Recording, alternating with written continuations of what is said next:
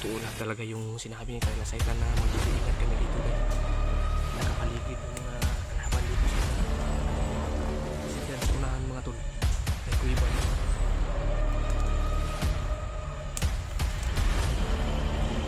Dito tayo makapaligid na pag-oposisyon. Laki ng mga bato mga tol.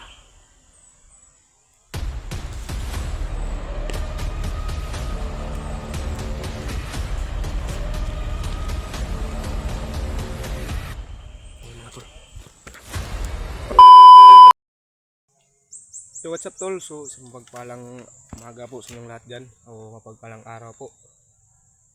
So makyat kami mga tol dahil may pinuntahan ako ni Mikoy dahil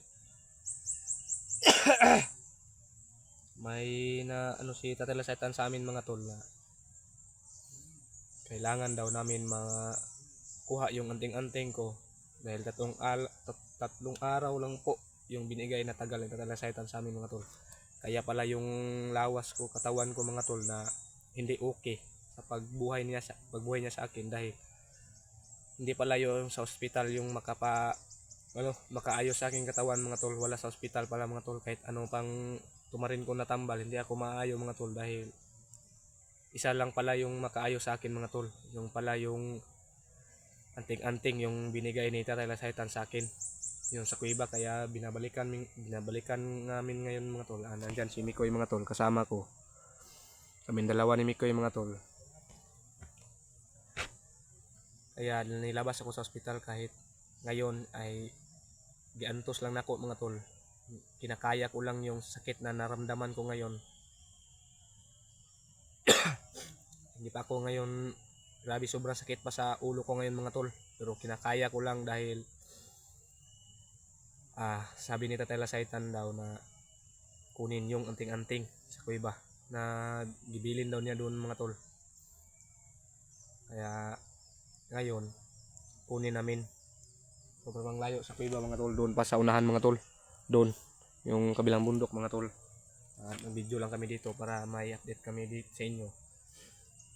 Baka ano mangyari sa amin, wala kaming video, hindi kami matrace.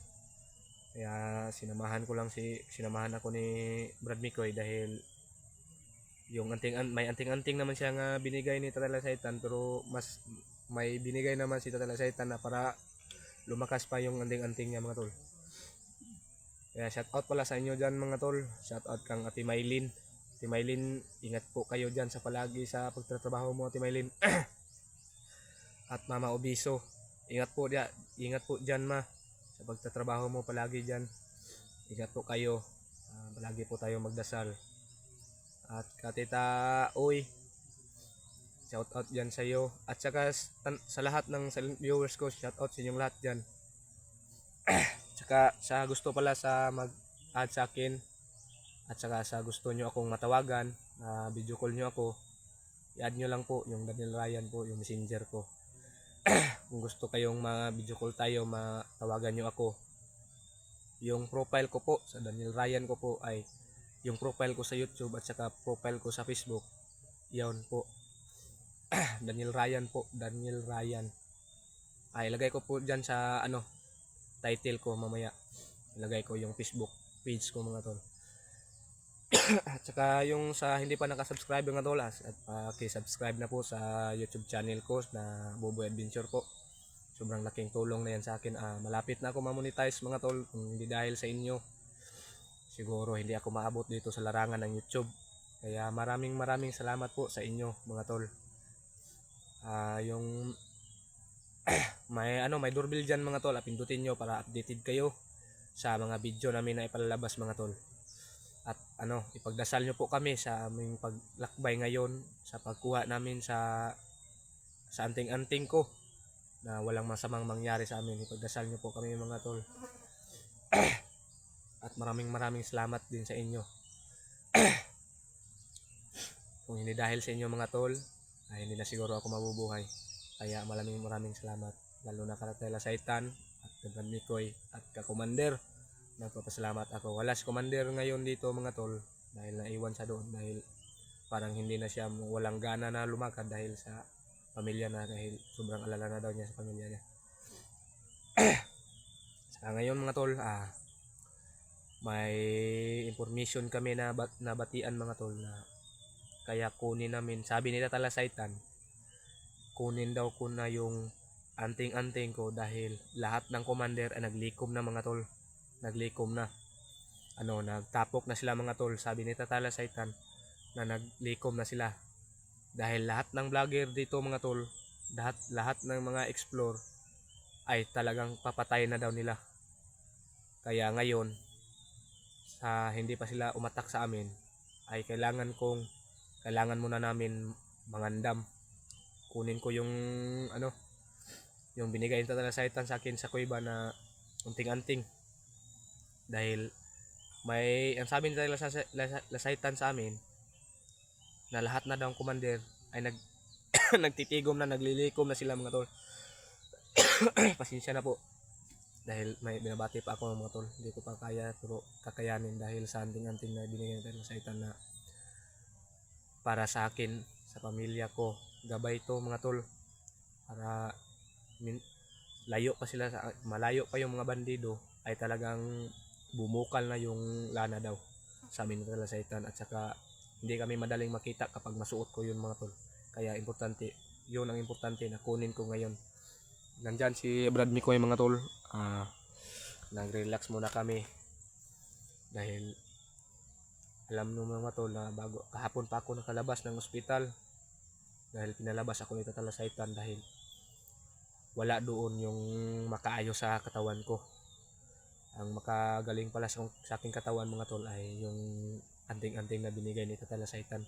Kaya importante yun mga tol dahil ngayon na pinagplanuhan kami ng mga commander na babag daw kami sa mga galawan nila mga tol. Babag daw kami, kaya kami daw lahat na mga vlogger mga tol ay papatayin, walang iiwan daw. Brad? Yan si Brad Mikoy mga tol. Lagi? Sobrang init na Hindi tayo kita sa dito Brad. Oo. Kasi base sa sinabi niya ko talasaytan. Mayroon daw gabay ng commander na nagplano sa kanya na patayin siya. Dahil si talasaytan daw yung nagbuhay sa mga pinaslang nila. Kaya inutusan daw ni Commander Lakas yung gabay ni Commander Lakas para paslangin sa talasaytan. Sila lang yung mag-away-away kasi sila lang yung magkakita-kita. Sila lang yung magkakita Gabay sa gabay sa commander at saka gabay ni Commander Lakas. Gabay ni Commander Lakas mga tol. Papaslangin si talasaytan na para wala nang bubuhay kung sino man yung paslangin nila. Patay. Hindi tayo papayag ng ganyan. Mayroon daw mga bandido na nagkaikot-ikot sa kuweba, hindi daw makapasok. May naramdaman daw si talasaytan, yung sabing talasaytan sa akin kagabi na di bali na daw yung mag-alay tayo, makuha lang daw natin yung protection daw natin. Dahil delikado daw yung buhay natin. Pinaghandaan daw tayo ng mga commander. Ay. Anong gawin natin?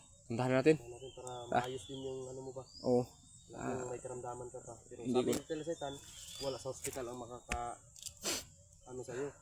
Makagamot. Hindi yung anting-anting kailangan mo makuha para bumalik yung lakas mo. Sige tol. Dandahan lang kami mga tol dahil sabi ni talasaytan na marami daw nakapaligid dito sa kuweba ng mga bandido na hindi daw makapasok. Kasi alam nyo naman si talasaytan na may mga mga anting-anting na mga bandido hindi makapasok. Yan, may ilog dyan mga tol. Yan ang lalabangan namin ngayon. Baka hindi ka malaki yung Brad? Ilog Brad? Gani, dungog man kayo gud yung agos niya ba? Sobrang lakas.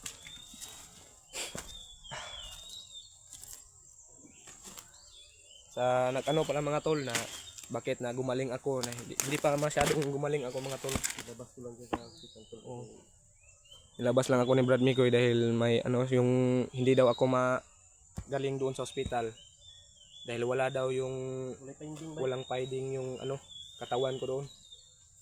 Kaya sabi ni talasaytan yung makagaling sa akin yung anting-anting na binigay niya na nasa loob ng kuweba.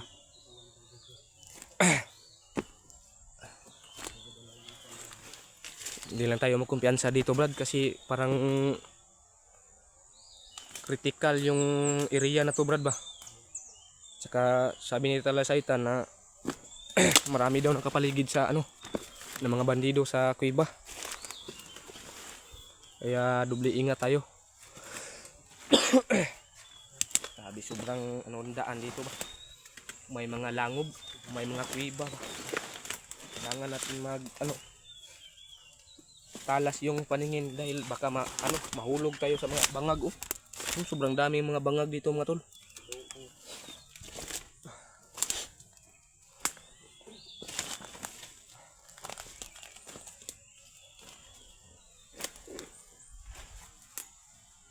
Yan sa di brad kay matay murag nakoy nadunggan nga kanaas ba. Parang may narinig ako na ano.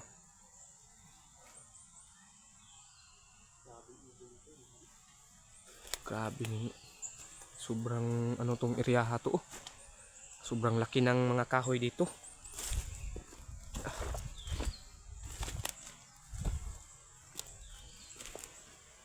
Pagdasal nyo po kami mga tol, paliparan nyo kami ng dasal na walang masamang mangyari sa amin ngayon.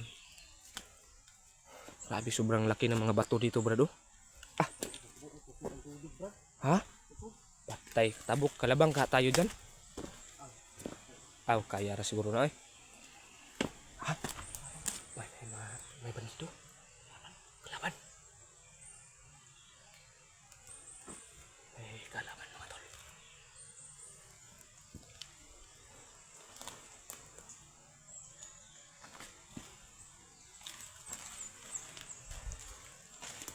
Ayun mga tol. Parapan. Ayun kaya sabi ko dagan.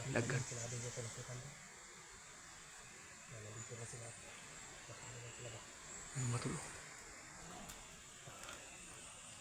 Ano dito maikot yan sa brad. Ikot yan sa brad. Palayo rin ito sa mga brad kay. Napoy gibate brad ba. Yan mga tol. Ayun. Ha? Saan? May isa pa daw sa tabok mga tol. Ayun. Nandun pala mga tol.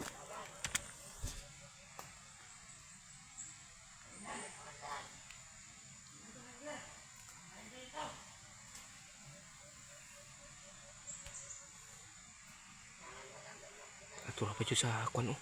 At bang oh. Totoo lahat talaga yung sinabi ni Talasaitan na magdubli ingat kami dito dahil nakapaligid yung mga kalaban dito sa ano kuweba. Kasi dyan sa unahan mga tol ay kuweba na yan. Dubli ingat tayo mga tol. Hindi tayo maka ano dito mga tol oh, kasi sobrang laki ng mga bato mga tol.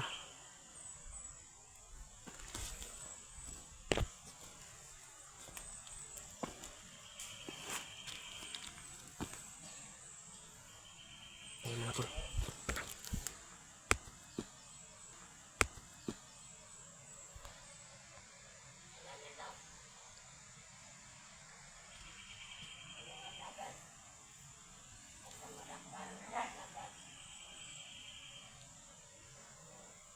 Ayun mga tol.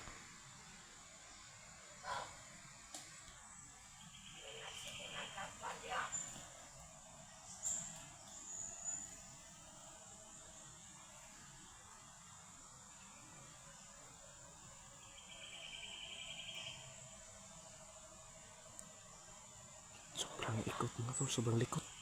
Hindi ko maorasyonan dahil sobrang likot mga tol. Baka hindi matamaan. Baka malaman na kami nandito.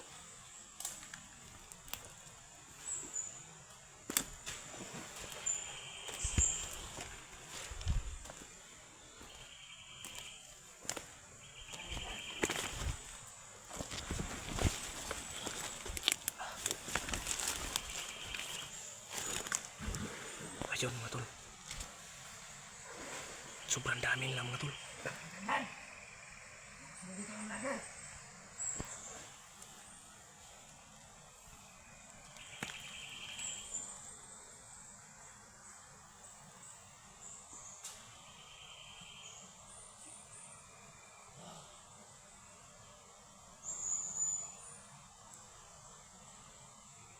Sobrang likot talaga mga tol. hindi pwede na maalang-alang to mga tol dahil sobrang dami na nandun pa sa unahan mga tol. Kaya kailangan sureball yung pag-orasyon namin nito mga tol. O yun o. Tudlok ang mga tol.